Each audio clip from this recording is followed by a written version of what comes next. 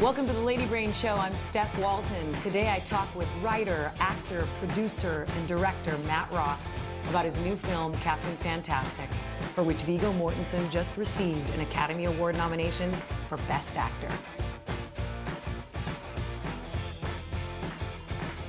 Thank you for coming over. My pleasure.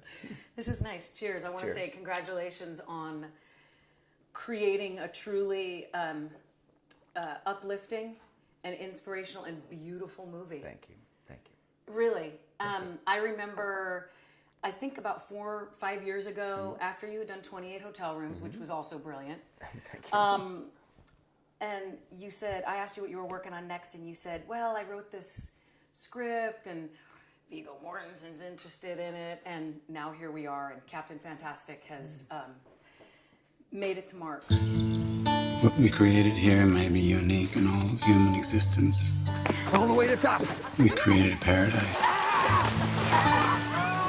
The movie is about a father, played by Viggo Mortensen, who's raising his 6 kids with his wife, who's in the film briefly, and without giving too much away, something happens with her. And it forces them to leave their little paradise and go out into the world. And over the journey of the film, I think his parenting ideas or ideals are challenged. That's what the film is about. We see before he has to leave that he and his wife have a very specific way of raising their kids that's specific to them. They're kind of they're giving them kind of a rigorous classical education and he has them under a kind of a rigorous athletic program as well, where he's training them kind of like Olympic athletes. And, they have a very specific idea about how they want to raise their kids and why.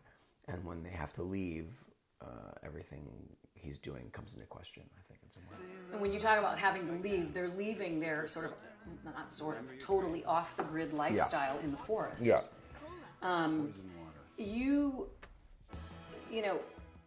I've read, and I didn't know this about you, having known you for a few years now, that you were raised on a commune for much of your childhood. Yeah, not all of it, but some of it, yeah. So that obviously played into this off-the-grid sort of lifestyle and this communal sort of living. How do you conceive of this very elaborate life and this paradise that Ben Cash, played by Viggo Mortensen, has created for his 6 children? Well, first of all, I would say that I wasn't conscious about wanting to make a film about communal living. There's a couple of elements in the film. Communal living is one of them. It's, I think, fine at this point to reveal what happens in the movie, but the mother kills herself, so there's a suicide in the film. There's a mental illness in the film. I think none of these elements were things that I was conscious of wanting to tell a story about. They became part of the narrative, sort of the math of the narrative is the way I think about it. I was conscious of wanting to tell a story about being a father and about parenthood, and that's where I started. So I was raised, a couple times in my life I lived on communes, mostly in Oregon, but also Northern California. So I knew about them, and I felt like I could portray it in an accurate way. But each one that I lived on and each one I've been to, they're really different. And this is not really, I don't think the film is really, I'm not trying to position the film to make an argument for or against communal living, nor really is it a discussion about communal living. It's much more about this family and the choices they made. I think, the way I thought about it is more that in a way he was retreating from the things that he was against and trying to create a better way. And as we all in our own homes have our own rules and structure, he was doing that, but it incrementally became more and more extreme. I mean, there's a point in the film when they're at Catherine Hahn and Steve Zahn's house, and they're being questioned, and it's kind of an intervention in a way. And they ask him, where he's living now and what he's doing, and he gives a brief history, a little bit of, well, we started here, we ended up here, and so I thought it happened. They rejected or embraced certain things incrementally, and it just got more and more extreme to the point that we find them living pretty much off the grid entirely. And there's certain elements that I had experienced myself. We lived in the summertime. We slept in a teepee, and the family sleeps in a teepee. And it's the summer in the movie. You don't see that in the winter. That would be a pretty poor abode. You know, you have to put up boards, or you have to change the infrastructure. Otherwise, you'd be, you know, the rain would get in, I think, and it would certainly be cold. But we lived in a teepee that had a stove, and in the summertime, and I lived very far off the grid at one point. We lived, I can't remember exactly, but I think it was about 7 miles from a cement road, and about 25 minutes away from a general store, and about 45 minutes or an hour and a half, from a town of like 1,000 people. So we were really in the woods, you know. Was that hard for you? Were you young? I was young. It was hard. Was it hard?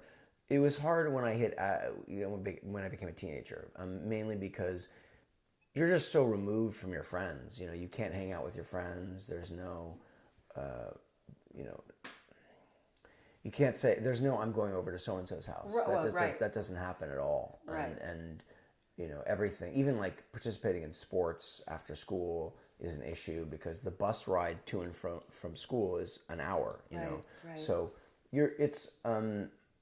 we moved to a bigger town when I was like around, I guess, 12 or 13, somewhere around there. So one of the themes of the movie, I guess, for lack of a better word, is Ben Cash's desire to create an authentic connection with his kids. And through that pursuit, he gets more and more extreme.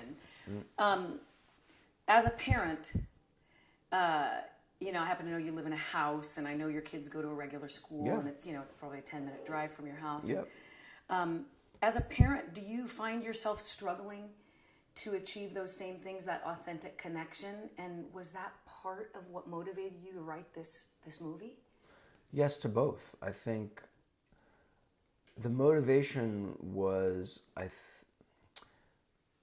in a way, Ben Cash is my fantasy of myself, you know, of the father I'd like to be, I think, and the things I'd like to give my children, and the reasons why, you know. I mean, I believe in a lot of the things he believes in. I mean, I think, you know, everything from superficially being able to defend yourself. I wish, you know, my kids used to do martial arts and do judo and jiu-jitsu and MMA and stuff like that, and I wish they still did. You know, my son wants to.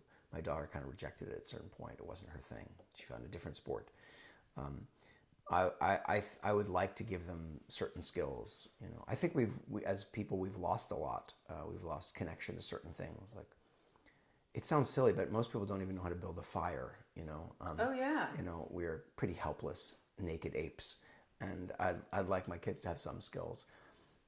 That's one thing. The other thing is certainly my taste in music and film and literature. I want to pass to my kids, and I'd like them to be exposed to that or know about it. And so I put the books that I like and certain things that were meaningful to me in the movie.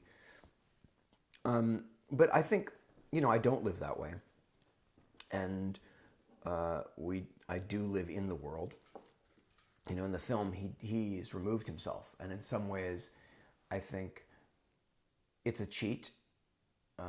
Maybe it's a better way to do things, but it's more, in some ways, it's more difficult to live in the world and grapple with the world than live apart from the world. Because, you know, if you say something like, okay, there's no television, there's no computers, there's no iPhones or smartphones, and you're removing yourself completely from those things and the world, the children wouldn't be around them at all, and so they wouldn't know about them. You know, the movie asks the question whether or not, I mean, that's one example, but whether that's actually helping them or hurting them, I don't know. I think technology is a tool like any other tool, but I mean, I struggle with addiction to these tools myself. Oh my gosh. You know? I'm addicted to my phone and my computer and the internet and all these things, and so how can you expect a 13-year-old mind to be able to navigate that if we can't? So those are issues in my house, but we live in the world. You know, my daughter has a phone. She has a computer from school, and there are computers in our house. And I think the way I'm trying to do it is this idea of moderation.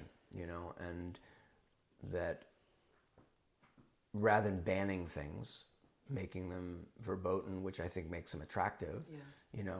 If you say, well, there's no sugar, then they're going to run over to their neighbor's house and eat sugar, right? But if you say, okay, we have sugar and we have computer games or whatever, but you can have a little bit and you can enjoy it and learn to have it be part of a balanced diet. Totally. I think that's kind of the idea. I'm not saying it's successful, but it's been okay. I mean, I think it's harder with my daughter because she's at an age where, unlike when I was a kid, we would connect through the phone, and then in person, they really connect with their phones. And I'm not even talking about social media. That's a whole other thing. Oh my, yeah. We haven't reached that yet. My son's a little younger than your daughter. Yeah. Okay, we have to take just a very short break, and then there's so much more. So we'll be right back.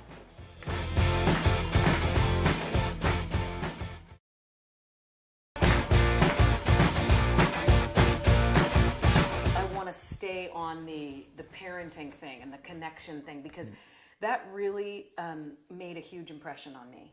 And throughout the movie, I kept thinking to myself, oh my God, I'm totally failing as a parent, or I'm ruining my children. And then I'm like, maybe not so bad. Right. But my intention was not for anyone to feel that way, but a lot of people have said that to me. A lot of people have seen the movie and said, I feel like a terrible parent. I feel like a fine parent. I like my family, and I want to connect with my family. So you didn't make me feel bad about myself. You made me think. That's good. And those are the best kinds of films, I think. The film, I hope, asks questions about parenting by showing you various ways of parenting. Right. And so you see kind of 3 examples, which is pretty reductive anyway, but you do see 3. You see the main family who lives in the woods in a very extreme way. You see a kind of a suburban family, the Catherine Hahn, Steve Zahn family, which is most of us and most of America. Totally. And then you see a very wealthy America, the Frank Langella and Ann Dowd characters, the grandparents, who live in a golf course gated community, which is a specific kind of example of that, but certainly a conservative America and a wealthy America. And they all have their own parenting styles that you see little bits of. In the script, you saw more of what the grandparents would be like as a parent, and then in the editing, we lost some scenes that showed a little bit more. But they're I think the thing they share in common is they all love their grandchildren, or they love their children. Yeah. The grandparents love their grandchildren, obviously. Everyone else loves their children, and is doing the best they can. And I think Viggo says a lot of times there's no perfect parent. No, and God, that's true. No. And so I don't think there's no message. I think if there's a message at all, which I'm only thinking of now, is kind of being present, trying to be present. And there's that Buddhist term that I think has been overused, but that mindfulness. But it's a good idea, which is just being present. And we all, whether you're in Starbucks or at the airport or on the subway or wherever on the bus, you look around and everyone is like this. Everyone is now like this. And so old people do it. And everyone does it. So we're now it's an accepted mode of behavior to not look at other people, and I'm guilty of it too. I'm guilty of it too. I'm waiting in line and somewhere, and I'm like, oh, there's an opportunity to read the New York Times, or there's an opportunity to answer this email. Well, it's the Times. I mean, it's okay. Yes. It's not. I'm not playing Scrabble for crying out loud. You wrote this movie a while ago, a number of years ago, and now here we are today. 2012. Yeah, and we had no idea wasn't at that different time. Though. Pardon? I don't think it was that different, really. I mean, I wrote it under Obama, someone I voted for, right? But the country wasn't that radically No, different, you're right. But it's a timeless movie. Things have changed recently, obviously, with Trump and the election. Right. But they haven't changed yet. But they're going to. Yeah. And there's a scene in the film where probably the most rebellious of Ben Cash's 6 kids kind of comes around. I don't want to give anything away, but he has this beautiful Noam Chomsky quote about, and I'm going to paraphrase, but if you deny that there's hope, then there is no hope. Yeah. But if you choose to believe that you can make a difference, then you can make the world a better place. Yeah, that's a very good paraphrase of it, yes. Yeah, well done. Okay? Yeah. If I had enough body space to tattoo that on myself somewhere, I'd be like, remember, Stephanie, because that is the world. There are some people that I can't claim to put myself in the position of the people who oppose my views. but I don't think they're all inherently bad people. No, of course not. And for you to highlight that and believe that, obviously, 4 years ago. Yeah. And have that be, it's poignant and it's timeless. And was that kind of the intention? Yeah, yes. I mean, I was aware of wanting to create something, a film that was psychically positive, you know? Some companies do this very well. I always reference Pixar, you know? They're films that are, if they're hopeful or positive in some way, you don't feel that it's empty and treacly, you know? It feels authentic and earned. And when we talk about the so-called Hollywood ending, which really just means the fake happy ending, right? That it's inauthentic, not earned, and it's just happy because that sells, because people want to be happy, not sad. There are many examples of that. It's hard to do the opposite, to have something that feels earned and real and isn't life negating. I was conscious of wanting to achieve that, you know, whether I did or not, but I was conscious of wanting to make something that was hopeful or showed you how far they've come and what they've done, and yet it wasn't life negating, you know. Or cheeseball. Yeah. Because it was not. And I'm sure some people think it, and honestly, I'm sure some people think it is, and it's a fine line, and you know, for some people I have achieved it, maybe for some others I didn't, but I was conscious of that, of wanting that, because when I was young, I was really into, I see your t-shirt, but I actually was really into punk, and I was really into angry and life-negating art, literature certainly, and films. And I thought the only thing that was authentic, the only art that was authentic was in some way angry or life-negating, you know? I don't know why I thought that, but I think maybe it's because when you're when you're young, you don't really understand how the world works, and then when you're a teenager, you start to see what a complex world we live in and how much tragedy there is, and you think the only thing that is negating in some way or negative is true, because you see so much negative. And so I really responded to that, and that might also have been that as a young man, you're just, you know, angry anyway. And so, you know, a young person, I can't speak for you, but for me, it was our duty, I think, to a degree. So I was, and then as I got older, I started thinking a lot about what do I want to do with art, or what is the purpose of it? You know, what are the purpose of films? And on one hand, I think that, and for many people, art is simply entertainment. And by art, I'm talking about film. Film is simply entertainment, right? People are tired. At the end of a day, they want to tune out. They don't want to think. People say, I don't want to think. I just want to have fun. And that's fine. You know, I think that's fine. That's a very narrow definition of what film can be. And I think largely when you offer alternatives and people are exposed to them, if they're done well, they're accepting of them. That's a long answer. It was a great answer, and it's a great film, and congratulations on the success that you've had with it. Thank you. You know, Viggo's Golden Globe nomination. Yeah, and SAG too, which is great. I think the SAG one also, I mean, they're both meaningful, but the SAG one is lovely, I think, because it's peer approbation. You know, it's other actors saying this is, and that's special, I think, as well. Well, thank you, Matt Ross. Thank you for having me. Captain Fantastic. It's a great movie. Thank you. I recommend it. Thank you. To everyone. Go see it. It's on iTunes and other VOD platforms. Of course, yeah. and you can buy it. Yes, and you can watch it over and over. That's true. You watch it with your kids, and you can have too. Meaningful discourse with your children about it. And kids like it. And when your almost 13-year-old kid comes out and says, "I go, what stood out to you?" He said, "We are defined by our actions, not our words." It's a good one. I mean, that's success right there. You set out to be different. Yeah, I think it's when you say something's a family film, it always sounds to me like it's bland and it has no substance. I have 2 kids, and I see a lot of movies they're getting older now, but that are kids movies, and a lot of them are really good, and especially the Pixar ones are really amazing films. And I hope kids see the movie. I mean, if they can stand the F word, please, then they can handle it. It's great, and the kids. I love that the kids are swearing in the movie, and they're swearing with purpose. They're not overusing it. They're using it correctly, which I think is just awesome. I have to say, I have a foul mouth. As do I. The nude scene was truly a wonderful surprise for all of us. But it was done in such a way that it wasn't Vigo naked, not the children. Although no. Well, you can Charlie see, Shotwell gets naked. Yeah, his cute little buns. Yeah. But yeah, Vigo naked was just as casual as can be. But it wasn't gratuitous.